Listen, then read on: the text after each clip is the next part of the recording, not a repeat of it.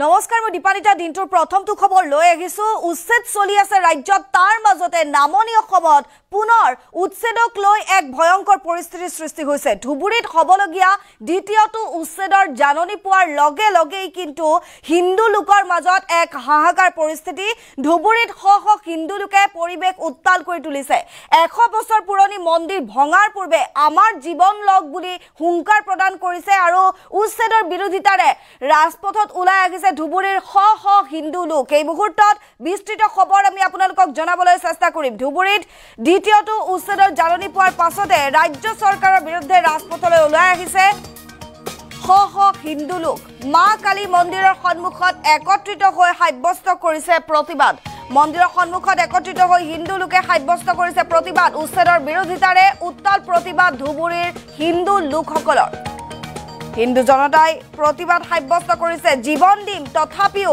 উচ্ছেদ চলাবলৈ নিদিও বুলি হুংকাৰ প্ৰদান কৰিছে কোনো কাৰণতে 100 বছৰ পুৰণি মন্দিৰ ভাঙিবলৈ নিদিও বুলিও হুংকাৰ উচ্ছেদৰ জাননী পোৱা ৰাজ্যৰ ধুবুৰী প্ৰশাসনে ক্ষেত্ৰ পৰিদৰ্শন কৰি মাটি বাৰী খালী কৰাৰ নিৰ্দেশ দিছিল এইসকল জনতাক ঘৰ খালী কৰাৰ নিৰ্দেশৰ পাছতে আতংকিত হৈ পৰিছে এতিয়া জনতা শ হিন্দু লোক এতিয়া আতংকিত হৈ পৰিছে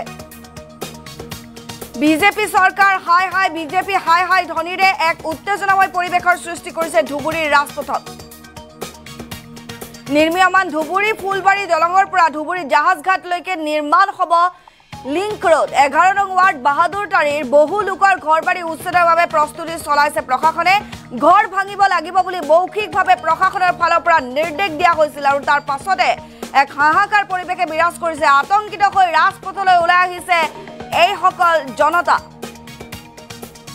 আমি জনাই আছো চৰকাৰৰ বিৰুদ্ধে এইবাৰ সংখ্যালঘু ৰাইজ নহয় ৰাজপথলৈ ওলাই আহিছে শ হিন্দু লোক বিজেপি চৰকাৰৰ বিৰুদ্ধে ৰাজপথলৈ ওলাই আহিছে জনতা উচ্ছেদৰ বিৰোধিতাৰে ধুবুৰীৰ ৰাজপথ কপাইছে শ হিন্দু লোকে এক্সক্লুসিভ দৃশ্যাংশ আমি দেখুৱাই আছো কেনেধৰণে প্ৰতিবাদ সাব্যস্ত কৰিছে চাওক জীৱন শেষ হৈ গলেও ঘৰ বাৰী মন্দিৰত কেতিয়াও বুলডোজাৰ চলাবলৈ নিদিও বুলি হুংকাৰ ডক্টৰ সলমান মুৰ্দাবাদ মুৰ্দাবাদ ডক্টৰ সলমান মুৰ্দাবাদ BJP BJP BJP BJP BJP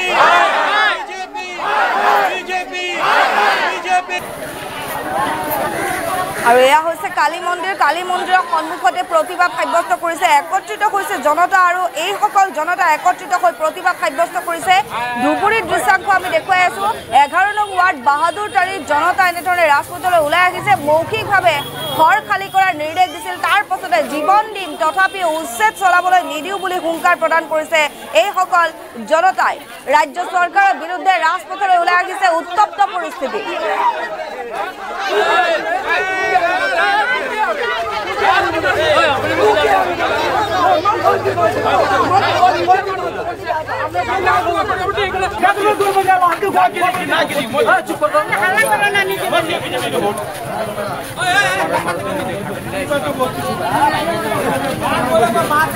BJP BJP BJP BJP BJP doctor Salman মুর্দাবাদ ডক্টর সলমান মুর্দাবাদ ডক্টর সলমান মুর্দাবাদ ডক্টর সলমান মুর্দাবাদ ডক্টর সলমান মুর্দাবাদ বিজেপি বিজেপি বিজেপি বিজেপি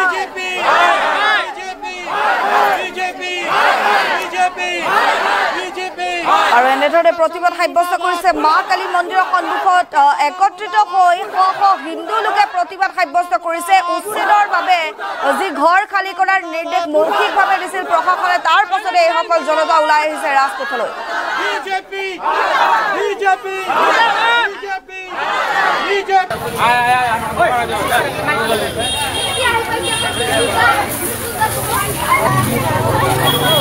আমি দৃশ্যাংশ দেখুৱাই আছো ধুবুৰীৰ চাপৰত যি উচ্ছেদ হৈছিল সৰ্ববৃহৎ উচ্ছেদ নামনি অসমত ইতিমধ্যে হৈছে তাৰ পাছতে ধুবুৰীৰ এই কালী মন্দিৰৰ সন্মুখত 11 নং বাহাদুৰতাৰীৰ ৰাইজক যি মৌখিকভাৱে উচ্ছেদৰ জাননী দিয়া হৈছিল বা ঘৰ খালী কৰাৰ নিৰ্দেশ দিয়া হৈছিল আৰু শীতলা মন্দিৰৰ সন্মুখতে এনেধৰণে একত্ৰিত হৈ এইসকল লোকে প্ৰতিবাদ সাব্যস্ত কৰিছে যে 100 বছৰ পুৰণি মন্দিৰত যদি বুলডোজাৰ চলাই প্ৰশাসনে যদি ভাঙিবলৈ আহে তাৰ পূৰ্বে কিন্তু আমি জীৱন শেষ কৰি দিম, আমাৰ জীৱন ল'ব লাগিব প্ৰশাসনে এনেধৰণে মন্তব্য কৰিছে। মন্তব্য আছে উত্তেজিত ক্ষোভিত ৰাইজে কি কৈছিল শুনো আহক।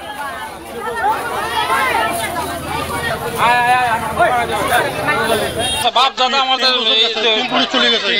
সরকারি খাস মাটিত আপনাদের আছে না মেজি পাট্টা না মেজি পাট্টা আছে পাট্টা আছে কি কইছে এতিয়া কি হৈছে মানে এতিয়া কি পট এইটো পট বানাবো জাহাজ ঘাটে পট বানাবো তার কারণে জায়গা লাগে আমরা কইছো ঠিক আছে পিছনের জায়গা আছে বহুত পিছনের নিয়ম নদীর জায়গা আছে ন এইটো এটাই লাগবে এই জায়গায় লাগবে এনেকা কথা এতিয়া আপনাদের সিদ্ধান্ত কি লৈছে আপনাদের যে বেলেগ সিদ্ধান্ত দিয়ে বাইরে ডেভেলপ করে কি হবে ওরা তো ডেভেলপের কথা কোনো কিছু বলেই না, সিধা আছে এখানে ভাঙা লাগবে উঠাতে লাগবে বাসাই কোথায় আমাদের সাথে বসে না আমাদের সঙ্গে বসে না কোটার মাটি আপনাদের লগত বলে কথা মাটি বলে হ্যাঁ বসে ওইটা বসা নাই কোনো ডাকা ডাকে নাই নিজে নিজে আসে এখানে দাদাগিরি করে চলে আসবো দাদাগিরি করে চলে যাবো এটা ওয়ার্ড কমিশন এটা আমাদের কিসের কিছু প্ল্যান আছে এটা ওয়ার্ড কমিশনে কিসের দরকার প্ল্যান আছে ওয়ার্ড চেয়ারম্যান এই ইন্টারেস্ট কিসের এদের ইন্টারেস্ট কিসের বসে যায় তারপরে চলে যায় আমাদের তো মোটামুটি এখানে না এই এলাকাটা আমাদের মোটামুটি ধরো 1000 ফ্যামিলির মতন ফ্যামিলি আছে। হিন্দু সমাজের লোক আমরা সব হিন্দু পরিবেশ ইয়াতে সব হিন্দু মানুষ এটা উঠানোর চেষ্টা করছে, এটা তো ঠিক না।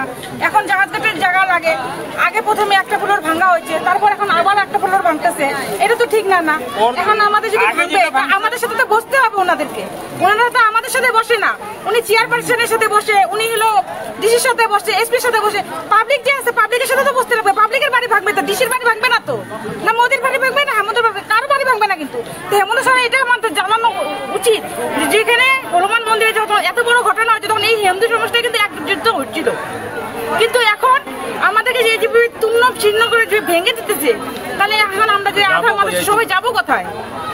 কেউ কেউ আছে নিজের বাড়ি করছে, বসুন্ধরা হোক, বসুন্ধরা অ্যাপ্লাই করছে যেটা পাতার জন্য, তারপরে সরকারি ঘর পাইছে, কিন্তু এগুলা পাওয়া হতো এরা এত ঋণ আছে লোকের কাছে যে এরা এখন নিজের খাওয়াটা জুটে না। এতদিন ঘরে থাকছি, ভাঙাচোরা ঘরে থাকছি, আমরা বাসায় ঘরে থাকছি, হেমন্ত বিশ্ব শর্মা যখন আমাদের ঘর দেওয়ার পরে আমরা পাকা পড়া ঘর হয়েছে, আমরা এক বছরও হয় না, কেউ কেউ হয়তো বহুত কষ্ট ঋণ ধার করে 1 বছর হয় না যে আমরা ঘর বানাই আমরা ঘরে এখন স্থায়ী নিচ্ছি, কিন্তু এর মধ্যেই এখন আমরা পাকা ঘর থেকে আবার আমাদের ওই ঝুপড়ি ঘরে আমাদেরকে মানে এখন যাইতে লাগবে। যেই আজি হয়েছে মানে আজি দুপুরবেলা মানে সান্নাল সারাইছে আইসা কয় এমন 100 বছর পুরানা কালী মন্দির আছে, কয় এই মন্দিরটা ভাঙতে লাগবো, আর পিছনে আরো দুনিয়ার ঘর বাড়ি আছে, কইছে এগুলা সব ঘর বাড়ি ভাঙতে লাগবো। আমাকে 100 বছর পুরানা মন্দির আমরা এটা কোনো হালতে ভাঙবো না। এক জায়গায় যদি আমাকে যদি মন্দির যদি ভাঙতে চাই আমাকে লাগে নিজে জান দিয়ে দেবো, তাই মন্দির ভাঙতে দেব না। কইছে যে এদিক দিয়ে মানে রাস্তা হবো না কি হবো, মানে জায়গা দিতে লাগবো। জায়গা আমরা কইছি তো তুমি অন্য সাইডে জায়গা নিয়ে নাও, এদিকে আমরা জায়গা দিতে পাবো না। আমরা এত মানে সবাই কষ্ট করে এখানে কাজ করে মানে ঘর বাড়ি বানাইছে, মোদী সরকারও ঘর দিছে, ওগুলো এখনো মানুষের ঋণ পাতি শোধ করতে পারে নাই। এত কষ্ট করে ঘর বাড়ি বানানোর পরে তারপরে ঘর বাড়ি ভাঙবো, প্লাস আঙ্গো ঘর বাড়ি কত 100 বছর পুরোনো মন্দির আছে কালিমার মন্দির, এই মন্দির বলে ভাঙতে লাগবো। সান্নাল এসে নিজে কয়, আমি সান্নালকে ডাইরেক্ট কইতেছি আমি লাগে নিজে জান দিয়ে দেবো, কিন্তু এই কালী মন্দির ভাঙতে আমি দিমু না জানে আমার জন্য যা কিছু হয় যা। हम लोग हटास आए हैं इसलिए हम लोग इससे पहले आए थे एडीसी और बहुत सारे आए थे, डॉक्टर सन्नाल भी आए थे। हम लोग को ये जगह मतलब खाली करने के लिए बोल रहे हैं, लेकिन हम लोग खाली नहीं करेंगे। तो इसके बीच में हम लोग हेमंत सर आए थे, हेमंत सर से भी हम लोग बोले हैं जो हम लोग सब गरीब बस अंदर है यहाँ पर, हम लोग ये तुरभांग नहीं करेंगे, हम लोग तोड़ देंगे तो हम लोग कहाँ जाएंगे। सर बोले ये नहीं कुछ होगा, हम देखेंगे इसको। इसके बाद में फिर आज हटास से कहाँ से आ गए हम लोग को मालूम ही नहीं, ऐसे ही आके सारा माप जो ले रहे हैं, मापा भी करते करते तब हम लोग सारा पब्लिक यहाँ पर जुटे हैं। हम लोग का एक ही रिक्वेस्ट है जो हम लोग ये नहीं चाहिए तुरभंग, हम लोग जैसे वैसे ही रहने चाहते हैं। ये इतना पुराना मंदिर है, ये मंदिर तोड़ने के लिए बोल रहा है। ये क्या बना, ये तो ऐसे सुनने में आया, ये कंपनी वाला ये लिया है, लेने के बाद ये 4 लाइन बनाएगा। जहाज कंपनी सुन रहे लिया है, लेने के बाद 4 लाइन बनाएगा। 4 लाइन बनाएगा तो इतना पब्लिक कहाँ जाएगा 4 लाइन बनाने से। और सर बोल रहे हैं ये डेवलप होगा, डेवलप होने के बाद से यहाँ का आदमी रोजगार बढ़ेगा, खाना मतलब कमाई बढ़ेगा। तो हम लोग रहेंगे नहीं तो कमाई बढ़कर क्या होगा, खाएगा कौन? কিমান ফ্যামিলি আছে? বাপ দাদা আমাদের চলে গেছে। এই সরকারি খাস মাটিত আপোনালোকে আছে নাই? মেডি পাট্টা না, মেজি পাট্টা আছে। পাট্টা আছে। পাট্টা হইছে। কি কইছে এতিয়া, কি হৈছে মানে? এতিয়া কি পট একটু পট বানাবো, জাহাজ ঘাটে পট বানাবো, তার কারণে জায়গা লাগে। আমরা কইছি ঠিক আছে, পিছনের জায়গা আছে, বহুত পিছনের নিয়ে নদী কিনার জায়গা আছে, না একটু এটাই লাগবে, এই জায়গায় লাগবে, এনেকা কথা। এতিয়া আপোনালোকে সিদ্ধান্ত কি লৈছে? আপোনালোকে যদি বেলেগ মাটি দিয়ে বাই ডেভেলপ করে কি হবে? ওরা তো ডেভেলপের কথা কোনো কিছু বলেই না, সিধা আছে এখানে ভাঙা লাগবে, উঠাতে লাগবে, বাসাই কোথায়। আমাদের সাথে বসে না, আমাদের সঙ্গে বসে না। কোটার মাটি আপনাদের লগত বসিবলৈ কথা পাতিবলৈ। হ্যাঁ বসে, ওইটা বসা নাই, কোনো ডাকা ডাকে নাই, নিজে নিজে আসে এখানে দাদাগিরি করে চলে যায়, আসবো দাদাগিরি করে চলে যাবো। এটা ওয়ার্ড কমিশন, এটা আমাদের কিসের প্ল্যান আছে? এটা ওয়ার্ড কমিশনে কিসের দরকার? প্ল্যান আছে। ওয়ার্ড চেয়ারম্যান এই ইন্টারেস্ট কিসের? এদের ইন্টারেস্ট কিসের? বসে যায় তারপরে চলে যায়। আমাদের তো মোটামুটি এখানে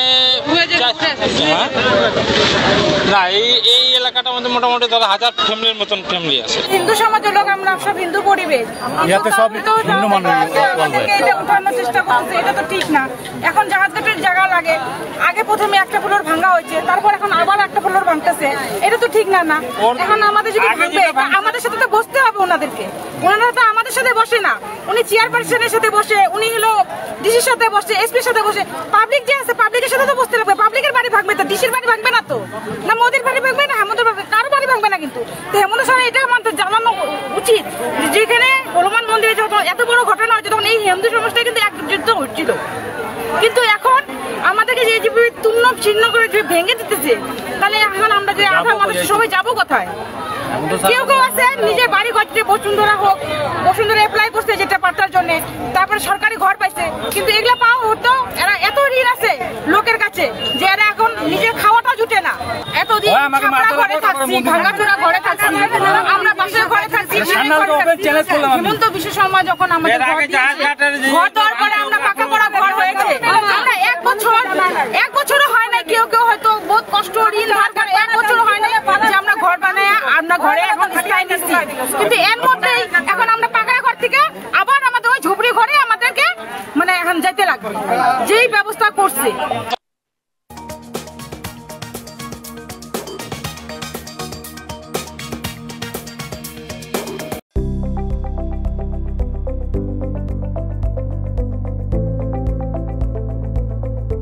NB নিউজ, সহজ সৰল ভাষাত নৱভাৰতৰ কথা।